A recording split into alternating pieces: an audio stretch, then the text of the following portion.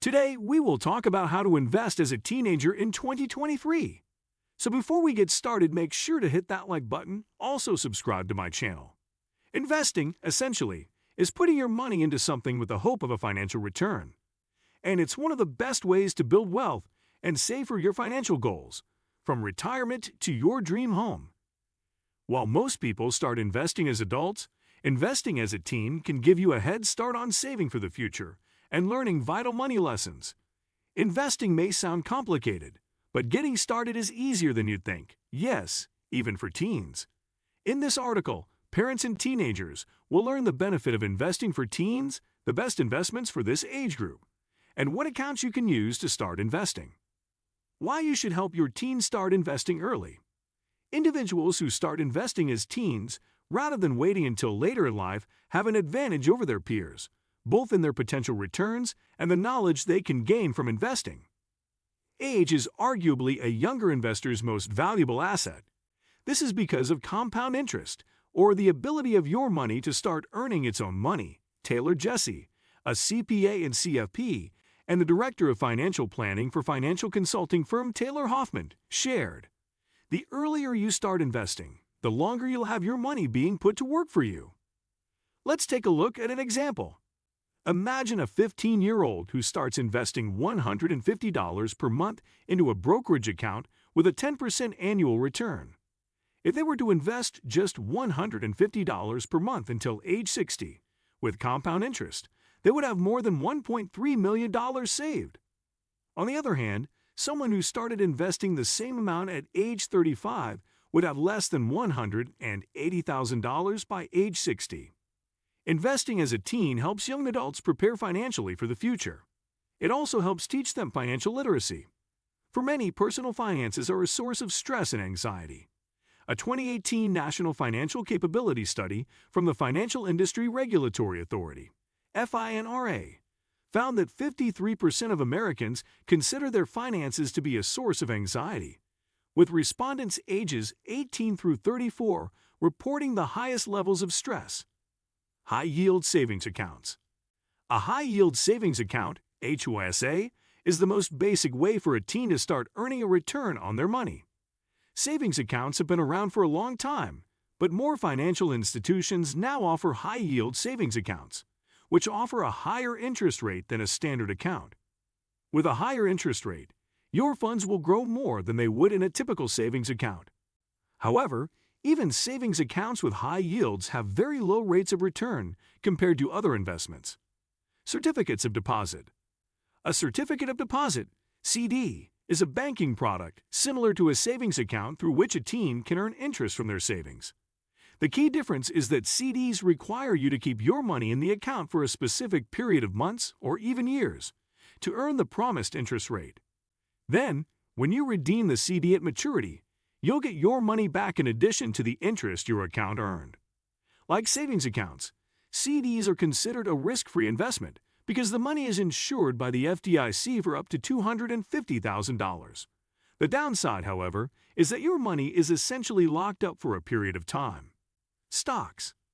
A stock is a way to take a piece of ownership, also known as equity, in a publicly traded corporation. When you own a stock, you become a shareholder and part owner of the company. Investors can earn money from dividends that companies pay to their shareholders as well as through capital gains when the value of the stock increases. You could take a small piece of your portfolio and pick one or two stocks as a way to learn how to follow and evaluate individual stocks, Jesse said. Consider picking one or two companies you're familiar with so it's easier to follow and relate to. Before adding stocks to your teen's portfolio, you can work together to open a virtual trading account, also known as paper trading, where you can practice buying and selling stocks without real funds. Virtual trading can give your teen an idea of how the stock market works without putting any money at risk. Investors under the age of 18 are generally prohibited from opening their own brokerage accounts. However, adults can open a brokerage account on behalf of a child of any age, allowing them to get a head start on investing.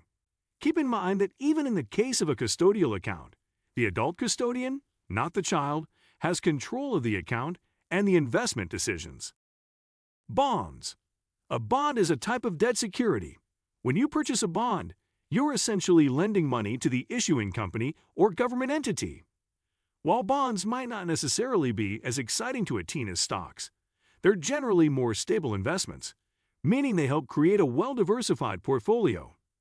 Bonds usually provide a fixed income from the interest payments the bond issuer makes throughout a set period of time. Funds, primarily mutual funds and exchange-traded funds, ETFs, are popular investments that allow you to gain exposure to many different securities in one investment. Mutual funds and ETFs are known as pooled investments because they pool together the money of many investors. Mutual funds. A mutual fund is technically a type of investment company that pools the money from many investors to create a well-diversified portfolio. Each investor is part owner of the fund, with a share in its profits and losses. All mutual fund orders are settled at the end of the trading day, regardless of when they were placed. Exchange-traded funds, ETFs. An ETF is another type of pooled investment that allows investors to add many securities to their portfolio through a single investment. One key difference between ETFs and mutual funds is that ETFs trade throughout the day like stocks. Like a stock, you can buy one share of an ETF and have more control over the price. I usually recommend starting with an index ETF or mutual fund. Opening an investment account for teens. If your child is under 18 years old, the most effective way to start investing for or with them is to open a custodial account. With this type of account, an adult custodian opens an account and can save and invest money on behalf of the child. Then, when the child reaches adulthood, either 18 or 21, depending on the state, they'll take full control of the account. Keep in mind, assets in a custodial account legally belong to the child. The account beneficiary, Jesse, said. The parent or custodian is merely a placeholder until the child reaches legal adulthood. This means that if a parent puts money in a custodial account for a child, it is considered an irrevocable gift and cannot be taken back. In other words, that money now belongs to your child. There are two common types of custodial accounts: Uniform Gifts to Minors Act, UGMA, accounts and Uniform Transfers to Minors Act, UTMA, accounts. The two are almost identical, but vary in the types of assets they can hold. UGMA accounts can hold financial assets like stocks, bonds, mutual funds, and cash.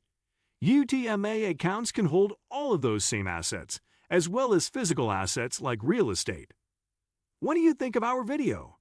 Let me know in the comments section below. Before you go, please hit the like button and subscribe to my channel. Thanks for watching.